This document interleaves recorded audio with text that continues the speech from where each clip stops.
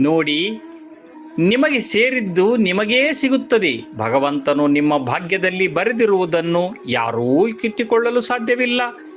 ನಿಮ್ಮದಲ್ಲದ್ದು ನಿಮಗಾಗದ್ದು, ನಿಮಗಾಗಬೇಕಾದದ್ದು ತಪ್ಪಿಸಿಕೊಳ್ಳದು. ದೇವರು ನಿಮ್ಮ ಭವಿಷ್ಯಕ್ಕಾಗಿ ಏನನ್ನು ಬರೆದಿದ್ದಾನೋ ಅದನ್ನು ಯಾರೂ ಬದಲಾಯಿಸಲು ಸಾಧ್ಯವಿಲ್ಲ.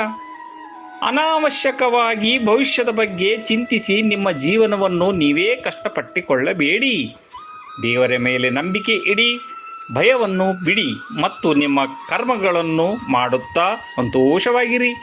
ಕೆಲವೊಮ್ಮೆ ನಿಮ್ಮ ಆಸೆಗಳು ಈಡೇರದಿದ್ದಾಗ ಅದು ದೇವರು ನಿಮಗಾಗಿ ಉತ್ತಮವಾದದ್ದನ್ನು ಯೋಚಿಸಿದ್ದಾನೆ ಎಂದು ಅರ್ಥ. ನಾಳಿನ ಬಗ್ಗೆ ಚಿಂತಿಸಬೇಡಿ, ಏಕೆಂದರೆ ನಾಳೆ ತನ್ನದೇ ಆದ ಚಿಂತೆಗಳನ್ನು ಹೊಂದಿದೆ.